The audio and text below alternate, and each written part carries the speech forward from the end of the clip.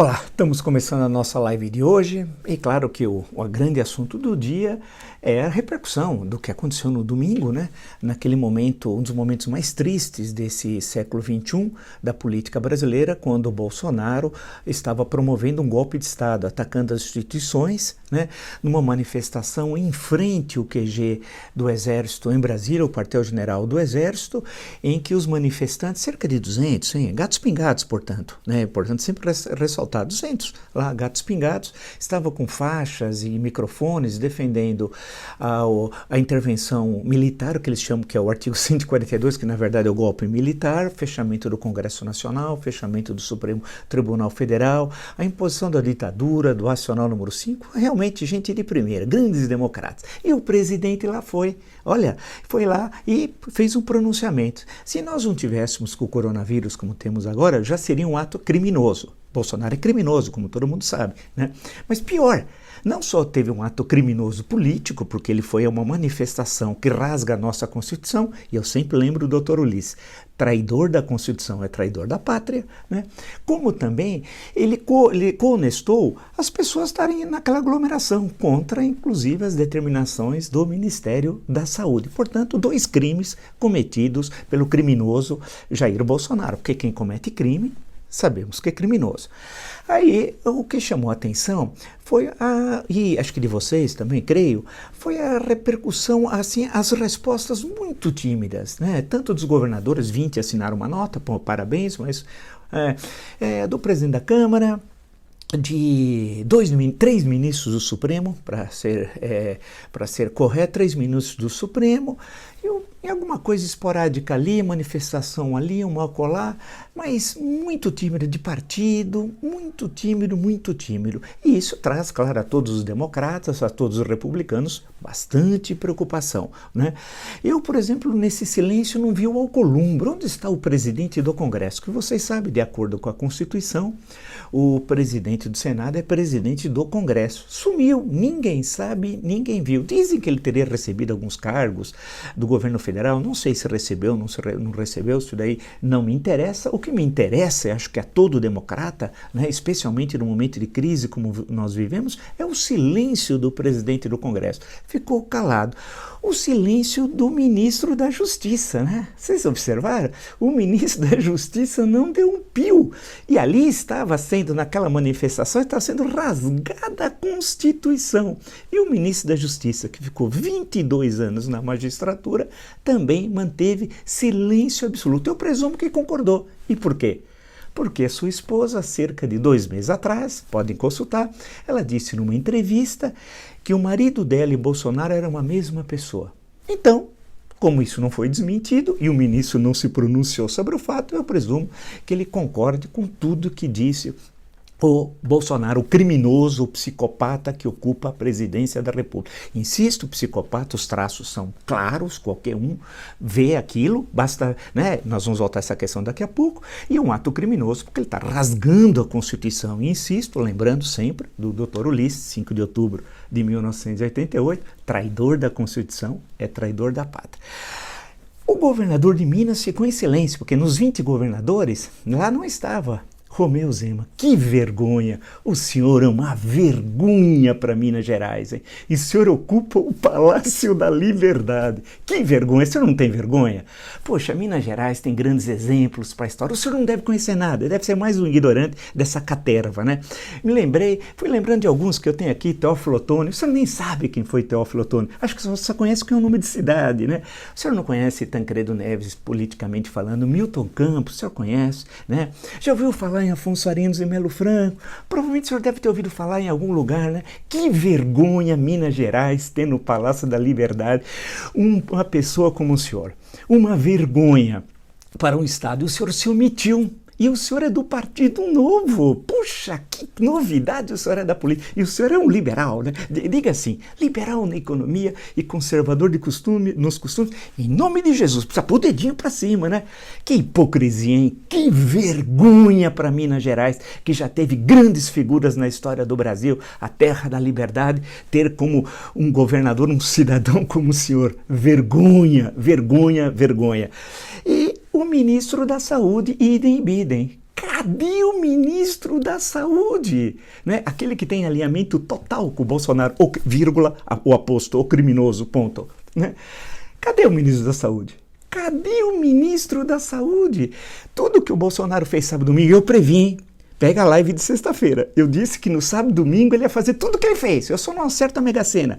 Mas perfeito! Ele fez exatamente o que eu disse que ele ia fazer. Porque eu conheço doentes como o Bolsonaro ao longo da história. Afinal, minha profissão é essa. Eu passo minha vida lendo, né? Leio há mais de meio século sistematicamente. Então, eu conheço esse personagem. Só que ele é um personagem desse tamanhinho, né? Ele vai para a cloaca da história, como diria Cícero. Ele nem sabe quem é Cícero, mas tudo bem. Ele vai para a cloaca, ele nada representa, né? Mas o ministro da Saúde ficou quieto.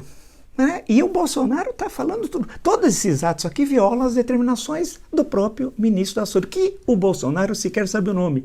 Na entrevista para a CNN, chamou 2 vezes o ministro de Rubens. Ele chama-se Nelson. Mas vamos em frente. Aí, nessa história toda, a PGR, finalmente o Aras acordou. Ele estava dormindo, tal, parece os contos de fada. O Aras acordou. E aí entrou agora, pede ao Supremo uma investigação de protesto, lendo o Estadão como fonte, de protesto com o Bolsonaro que pediu o fechamento do Congresso. Ele vai estar usando a Lei de Segurança Nacional. Ele nos assiste. Poxa vida, ô senhor Augusto Aras, tudo bem? Encontrei com o senhor uma vez em São Carlos, num evento, hein? O senhor deve lembrar, ano passado, se não me engano, né? Poxa, tudo bem? Então, o senhor deve estar nos assistindo, porque quem disse que deveria ser usada a Lei de Segurança Nacional fui eu. Pô, parabéns. A Lei 7.170, de 14 de dezembro de 1983. Poxa, parabéns, o senhor finalmente fez alguma coisa. Porém, contudo, todavia, não cita nominalmente nessa investigação ao Bolsonaro, mas quem articulou, quem participou de tudo aquilo. Segundo uma outra fonte jornalística, investigaria inclusive empresários que financiaram manifestação. Eu espero que faça, porque tem empresários financiando atos totalitários e merecem cadeia, né? Porque estão rasgando a Constituição. Então eu espero que essa investigação seja feita com eficácia, com rapidez, dando direito à ampla defesa, evidente, né? Mas não vamos imaginar, né, senhor Aras, né, que seja simplesmente, o senhor tem experiência, o seu pai foi do PT, né, da Bahia, o seu pai foi amigo do Chico Pinto, grande deputado. Puxa vida, né? Grande deputado do MDB, histórico deputado, por quem não lembra do discurso que o Chico Pinto fez contra o Pinochet no Congresso Nacional e foi caçado por isso, lá de Feira de Santana. O senhor conhece, né? Então, o senhor tem experiência política e sabe que toda aquela foi uma armação feita para quem? Exatamente, claro, o senhor pensou, não falou porque o senhor tem receio, feita por Bolsonaro. Então a investigação tem de terminar no Palácio do Planalto, porque quem montou todo aquele circo reacionário, né, ditatorial, foi o criminoso que ocupa a presidência da República. Então eu espero que o senhor lembre-se do seu pai, né? Lembre-se do Chico Pinto, que eu creio que o senhor conheceu. São pessoas íntegras, né? Que são exemplos da política baiana em defesa da democracia e das liberdades. O senhor tem como referência essas 2 pessoas que o senhor, claro, o pai, evidentemente, o senhor conheceu, o Chico Pinto, certamente, o senhor conheceu, né? Porque é uma vergonha. Então vai investigar finalmente o Bolsonaro. E o Bolsonaro? Como é que ele, no meio dessa turbulência toda, né, de sábado e domingo, que ele patrocinou, como é que ele respondeu a tudo isso hoje? Bem, como é que o Jair Bolsonaro respondeu? Vou repetir, como ele respondeu a tudo isso, essa turbulência hoje, né? Ele negando, fazendo aquela estratégia que eu sempre digo, 2 passos à frente, 1 passo atrás, 2 à frente, 1 atrás, e assim sucessivamente. É essa a sua estratégia, né? Ele é um psicopata, portanto, verdade e mentira, claro e escuro, para ele não existe, é tudo a mesma coisa, né? Ele não tem compromisso com os fatos, não tem caráter, né? Consequentemente, ele disse na saída do palácio, onde fica naqueles cercadinhos, fica num curral os seus fanáticos seguidores, 20 pessoas descumprindo as determinações do Ministério da Saúde, e ele agride a imprensa sempre, né? Inclusive houve agressões ontem à imprensa de movimentos neonazistas lá no Rio Grande do Sul. Espero que se tome providência. Houve também episódios tristes no Rio de Janeiro, vamos ver se tomem providência. Bem, mas o Bolsonaro disse o seguinte, eu sou a Constituição. Ele é tão ignorante. Primeiro, ele tem dificuldade com as palavras. Ele é uma pessoa ignorante, preguiçosa, não trabalha, nunca trabalhou, ficou 30 anos sem fazer coisa alguma, nunca relatou um projeto. É preguiçoso, não sabe liderar, é irresponsável, né? Ele diz, eu sou a Constituição. É uma espécie de Luís XIV de hospício. Lembra antigamente, tinha uma expressão, tem até na música, vai passar, não vou cantar aqui do Chico Buarque, os Napoleão de hospício, né? Tinha essa expressão que se usava tal. Ele é o Luís XIV de hospício, porque vocês sabem, o Luís XIV, o Rei Sol, disse o Estado, em certo momento, que é o auge do absolutismo monárquico francês, né? O momento da consolidação. O Rei Sol, porque Paris, então, exerce o domínio sobre toda a França, né? Daí a expressão do Luís XIV. Mas nós aqui temos um de hospício, que é o Bolsonaro, que diz, eu sou a Constituição. Você não pode ser, o Bolsonaro, você não pode ser a Constituição. A Constituição é a Carta Magna. Você representa na Constituição a chefia do Executivo Federal, solamente isto, nada mais. Entendeu? Né? Você não leu a Constituição, portanto você não conhece o funcionamento dos três poderes, o equilíbrio, você não tem noção de nada, porque você é preguiçoso. Você é um cara preguiçoso. Eu não gosto de gente preguiçosa. Você é o Jaiminho do Planalto. Aquele do seriado Chaves, que estava sempre com fadiga. É igualzinho você. Não trabalha. Né? Além de tudo, além de todos os crimes que você comete, você não trabalha. Então, você diz que você é a Constituição. Você não pode ser a Constituição, meu caro. Né? Porque você faz parte, você é um dos poderes. A mesma coisa, o presidente supremo não poderia dizer isso, assim como o presidente do Congresso Nacional. Né? Você deve ter entendido. Então, a grande questão que se coloca no meio desse delírio, né, que nós estamos vivendo, um momento dificílimo, hein? Falando sério, um momento dificílimo, é como sair dessa embrulhada. Eu converso com muita gente, tento ouvi-los e tal. Todo mundo sabe que essa estratégia, falam, os militares pediram para ele voltar atrás. Não entro nessa, é tudo bobagem. Ele faz o que ele quer, ele é louco e faz o que ele quer. O Bolsonaro não está nem aí, né? Então, vamos deixar isso de lado. Ele vai continuar atacando instituições. Ele quer destruir a Constituição e o Estado Democrático de Direito. Ele quer impor aqui uma ditadura. Não vai conseguir, mas vai colocar o país num choque político gravíssimo, em meio a uma epidemia, em meio a uma gravíssima crise econômica. A mais grave, certamente esse ano vai ser a recessão mais grave da história do Brasil republicano. E a crise sanitária, no mínimo, a mais grave do último meio século. E a crise institucional, e chegando àquilo que eu digo todo santo dia, a questão da comoção social. A questão que se coloca, portanto, quando ele faz esse ir e vir, ele continua com o seu mesmo projeto, sempre avançando, 2 passos à frente, 1 atrás, e assim sucessivamente. A questão que se coloca é como que vai responder imediatamente a isso.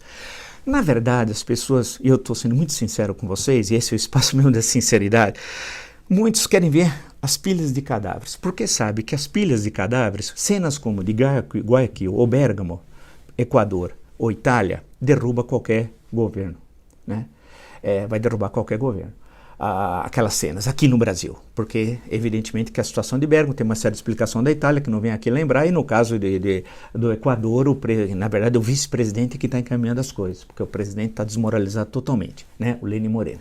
Bem, o que interessa é que na hora que tiver pilhas dos cadáveres, em algumas cidades, hoje eu vi o prefeito de Manaus desesperado, Arthur Vigílio, né?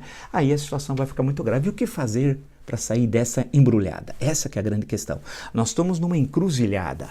Não adianta, não é o filme Yojimbo do Kurosawa, que ele joga um graveto, quando cai, vai para um lado, ele fala, e vai para ali, né? Um grande clássico do cinema japonês, do cinema mundial. Não, aqui é mais complicado, muito mais complicado, porque tem muitos obstáculos nesse caminho. E que obstáculos?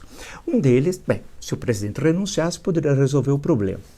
Fará ou não fará? Depende. Ele não é um sujeito que aguenta pressão. É um péssimo militar. Como dizia Geisel, ele é um mau militar. Ele não aguenta pressão. Dependendo das circunstâncias, pode ser que isso ocorra. Mas isso é de vontade própria. O outro caminho seria o crime de responsabilidade. Crime de responsabilidade, de acordo com a nossa Constituição, a Câmara recebe, ela autoriza o processo. Quem processa e julga é o Senado. Para isso tem todo aquele procedimento que muitos de vocês acompanharam no episódio 2016 com Dilma Rousseff. Não é um processo tão rápido, porém quando a Câmara autoriza e vai para o Senado, de acordo com a Constituição, o presidente ele sai do cargo. E tem até 6 meses o processo para se desenvolver no Senado. Estado. Né? Crime de responsabilidade, ele cometeu vários. A grande questão é que nós estamos em meio a uma grave crise econômica, que eu já falei anteriormente, e a crise sanitária. Como é que o Congresso, no meio do estudo da Câmara, em especial, vai tratar dessa questão? Porque basta eu, você, nós, qualquer um apresentar esse pedido. E o presidente da Câmara, de acordo com o regimento da Casa, inclusive, criar uma comissão. Bem, ou um outro caminho seria a infração penal comum. A infração penal comum precisa de uma denúncia por parte da PGR, do Procurador-Geral da República. Vocês se recordam que no caso Temer, 2 vezes o então procurador, Rodrigo Janot, tentou, vai para a Câmara. Aí a Câmara, por quórum constitucional, autoriza ou não, mas não vai para o Senado. Quem processa e julga é o Supremo Tribunal Federal. Se o Supremo recebe a denúncia da PGR, aí o presidente vira réu, e réu não pode presidir a República. Porém, depende, nesse caso, importante, primeiro, do Augusto Aras fazer a denúncia, o que dificilmente fará, né? E a Câmara autorizar, o que poderá autorizar. O problema é a origem do processo, que é quase impossível que ocorra. Portanto, o cenário é mais ou menos esse. Nós temos o campo ali da renúncia, temos a questão do crime de responsabilidade e temos a questão que envolve a infração penal comum.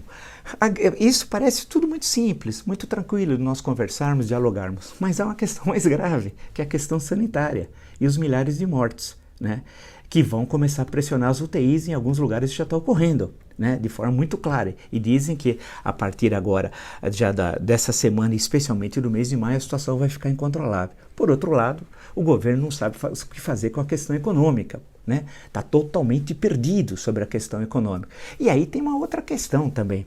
Vocês imaginam o Brasil pós-coronavírus, depois de todos esses efeitos, milhares de mortos, recessão violenta, reconstruir o nosso país? Precisamos reconstruir, precisamos ter, portanto, uma visão de unidade. É possível ter uma visão de unidade, coordenar equipes, tendo à frente do Executivo Federal um psicopata, um ignorante, um preguiçoso, um irresponsável?